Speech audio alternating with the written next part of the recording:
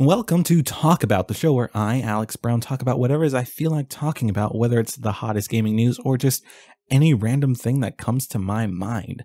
Beyond this intro and the outro, this is completely unscripted content, the idea being that there's less production behind it, meaning these can be more frequent than the video essays I do here, and that way it's just more conversational. But, of course, the only way to make it more of a conversation is with you. Check the link in the description so you can write in and be a part of the next episode of Talk About. I'll be honest with you though, that link is only going to send you to a very minimal forms to fill out because I don't know what next week will be about, honestly. It's just going to be a topic suggestion poll for you guys. I record on Fridays and post on Saturdays, so if you want to contribute to that topic or write in with anything else you'd like to have brought up on the show, make sure you send it in by Friday. And so that we can get even more like-minded player voices heard in these, be sure to engage with this video in the various ways you can. Hit the subscribe button, bell button, like button, and share this video to everyone you know. And of course, just leave a nice comment to boost that algorithm and get this video out to more people. That way we can all kind of just grow as a community, you know? I'd appreciate that very much. But yeah, enough of that. Today, I just wanted to talk about video game adaptations, which has this year alone only seems to have been ramping up. Rather, in the past few years, which seems to have been just ramping up more and more. You know, this topic comes from a headline that came out maybe a few weeks back by this point. It was that after the success of the Super Mario Brothers movie, that Illumination was rumored to be in talks to be tackling on a Legend of Zelda movie, and that's what brought this video about. That's what brought this topic on Talk About. The fact that I just wanted to talk about that, hence the thumbnail being that primarily. So yeah, before we can talk about Zelda though, let's talk about the Super Mario movie and why I think Illumination should not get Zelda just because they did Mario. And it's because the Mario movie, I'll be honest with you guys, you can come at me in the comments all you want. Mario movie, that was hardly a movie. You know, I had to say it. That was just a collection of iconic Mario locations, iconic Mario things, and music. The music, okay, come on. The music's the best part of that movie, okay? Let's just be real. But for all intents and purposes, that movie is hardly a movie. It doesn't really have much things you'd expect from a movie, you know, like a story, that sort of thing. It's a fun time, not a great movie though, which the Zelda movie I would very much hope to be, and I just don't believe that Illumination of all studios could produce that, quite honestly. Give it to a DreamWorks or someone like that. Yeah, DreamWorks. The Puss in Boots studio, specifically that team in DreamWorks, because that was apparently good. I gotta watch that, I know, but yeah, because I would like the Zelda movie to have a story. If I could live in my perfect world or if I had unlimited power for a day, what I would do with the Zelda movie. Well, if I had unlimited power for a day, there's a lot of other things I'd do before mandating a Zelda movie. But in this if I had control over the Zelda movie, is basically what I'm trying to say. What I would do is I would just make it its own thing. Because a lot of people, after the Super Mario movie, they're like, oh, snap. The Nintendo Cinematic Universe is starting. We're going to build onto it, and we're going to get to a Super Smash Brothers movie. That sounds awful and stupid and just dumb.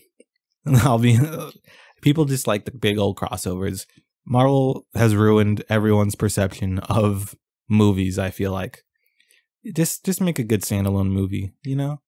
Mario, stay in Mario, and Zelda, be completely its own thing, completely different style, and just do like a big old trilogy.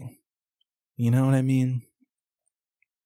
Just do, because to tell a classic Zelda story, you're going to need more than one movie. Otherwise, you're going to really be blasting through it, especially if it was Illumination making this. No offense to Illumination, but you don't have the stuff, I'll be honest with you, for a Zelda movie. I've already said that. Give it to DreamWorks. But yeah, for a Zelda movie to go through all the temples, all the sages and all that jazz, all that stuff, you're going to need more time to tell that kind of a story. And I feel like the best way to go about that is to just approach it as if it's Lord of the Rings, you know? A big fat trilogy that spans one story that spans 3 movies. Obviously, that's what a trilogy is. But what you do with it is you look at the Hyrule Historia, that thing, and then you give it a point in the timeline, and you just act like it's as important as the games. That way it is as important as the games. You know what I mean? You know what I'm saying? That's what they should do with the Zelda movie. That's really what I wanted to talk about. But obviously, I can't just talk about only the Zelda movie and call that a video, because I'm talking about video game adaptations as a whole. And the other big video game adaptation to come out of this year was HBO's The Last of Us. And for all intents and purposes, that's the best video game adaptation we have to date. For all intents and purposes. Like, it has like 24 Emmy nominations and all that. It's the most successful. Nope, Mario's the most successful. It's the most successful with the most quality. How about that? Because yeah, Mario's the most successful, but it obviously doesn't have the quality, in my opinion. The Last of Us has success and quality. But is it great? A lot of people would say so. I'd say it's pretty good, you know. My only issue with it is that it felt a lot like a funnel in a sort of sense. I know that sounds really weird, so let me break that down and explain what I'm trying to say with that. When it came to episode 1 for The Last of Us show, it expanded on the game's story in ways that was just really exciting. Like, we saw the hours before the game started, you know, we followed Sarah around school, all of that. And then in episode 2, we saw, I don't remember the location, but it was a foreign country where they're like, oh, we got to bomb it. The bomb. You can't forget that scene. Come on. And of course, episode 3 with the way they expanded on Bill and Frank's story. All that stuff, great. You know, it really took the things that we all knew about The Last of Us and expanded upon them, coming from the perspective of someone who's played the game. But as the show went on, it just started to do less of that and just beelined through the rest of the story in a sense. Because after that, it didn't really deviate from the story, which a lot of people, of course, would appreciate because they want it to be a direct adaptation. But if it's just a one-to-one adaptation of the game, what's the point, you know? Like, the first few episodes had me real jazzed up about the show and very excited about it because of the new perspectives we're allowed to have when we weren't always following Joel or Ellie around, you know?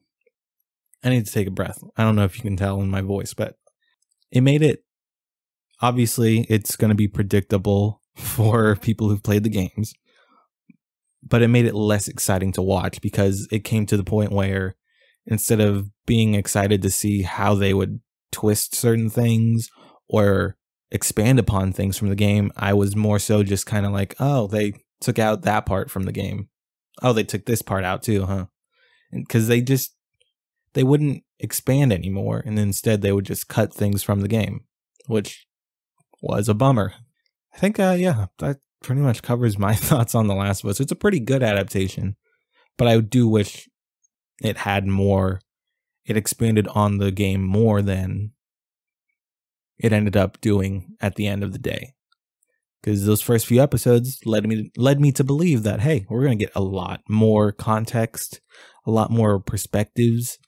But at the end of the day, it was more, more so a funnel where it was a lot more open and exciting before we, ended up at the end, which was just beat by beat, 1-to-1, for the most part, a recreation of the game, which to me is kind of a pointless reason to do an adaptation in that case, because it needs to translate to a different media other than a video game. And they didn't really take advantage of that when it just became a 1-to-1 recreation. In my opinion, obviously, the show, phenomenal, breaking all sorts of records for video game adaptations, and is paving the way, I'm sure, for more people to be like, hey, there's a market in video games. We should make more video game adaptations with the quality and care of The Last of Us. Actually get the people who worked on the games involved in the process. Neil Druckmann directed an episode and all of that. That's the kind of integration that these adaptations need to have with the creators of the game. And I'd like to see more of that going forward. And it only helps out everyone involved. For example, when The Last of Us show was airing, the sales for The Last of Us Part 1, the remake that came out that last September, skyrocketed. Because whenever the HBO show started, more people were like, oh, what is this? The Last of Us?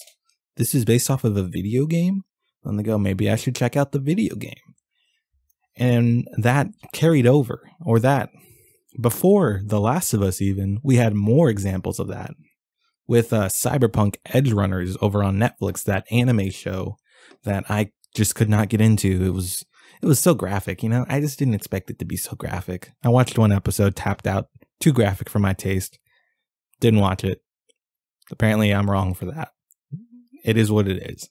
But yeah, a lot of people were like, oh man, I really like this anime. You're telling me there's a video game that takes place in this world? Sign me up. And people buy the video game, sales go up. So it's just like, and obviously there was also The Witcher, which is a really weird case because The Witcher show is based on the books and the games take place after the books. So it's a really weird thing, but it still has that franchise, the IP of The Witcher is just become more and more popular because of the show. Like obviously the game itself already a massive success. And then the show came out years later. Sales for the game went up still years later. There's no real reason not to do a video game adaptation. It only helps everyone out because if you make the show good, the sales for the game will go up. The IP will only gain more mind share throughout the entertainment industry as a whole, and more people are going to spend money on that product, and that's good for everyone involved.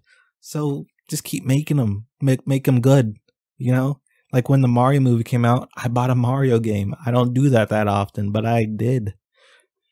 But yeah, looking towards the future, though, we still have a lot more to go, and it's an exciting time. We have things like Twisted Metal coming out. That's going to be a show. It's going to be a blast, okay? One way or the other, whether you're laughing with the show or you're laughing at it, you're going to have a blast with that one. So, take with that what you will. Whenever they do come out with a new Twisted Metal game, that it's going to help a little bit. I don't know. It really depends on how good the show is. If the show is great, those sales are going to be great too. But if the show's, what the show looks like it's going to be, it is what it is, It's a video game adaptation, a classic video game adaptation in the sense that it sucked. But, sometimes you need a throwback. So, just to remind you where you've been, to remind us how far we've come. But, beyond that, that's in the imminent future. That's like next week. But beyond that, further off into the distance, Amazon Prime has been working on a Fallout show. Yeah, Fallout, Bethesda's Fallout, that Fallout. There's a show that's going to be on Amazon Prime. I hope that got finished filming. I don't think it did, I'll be honest with you. Before the writer's strike and screen actors strike. So that's going to get pushed even further off into the distance, I'm sure.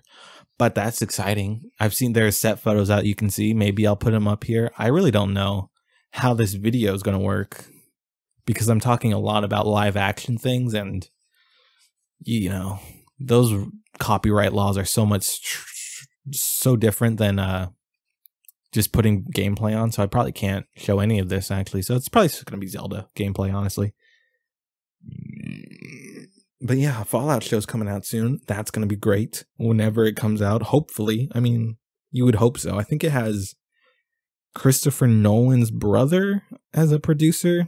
It has a lot of the team from Westworld. And based on season 1, I only saw season 1. Westworld, great show. So very promising crew. Hopefully the show is great because Fallout is so good. And we're not going to get another Fallout for another decade probably. So I need my fix, you know? And going further beyond that, there's also rumors of a God of War show at Prime. I don't know how that's going to work. I don't know. I'm trepidatious on that one. But there's also confirmed at Netflix a Horizon series. Horizon 20-something, 2076 or something like that. I'll look it up. I'll correct myself in the editing. Maybe I nailed it though. Who knows? But yeah, all this to say that the whole video game adaptation market is only gaining steam. The success of The Last of Us and the Super Mario movie really just shot the whole industry up with a shot of adrenaline. Really get these products pumping. Hopefully we can get all of the people who are, you know, making these shows paid the proper amounts, because that's what should be happening, but it's just not, so that we can get these shows and, you know, so, you know, pay your workers. You know, how are you going to have billionaires and millionaires at the top of those studios and say you can't pay the people down below? What's that about?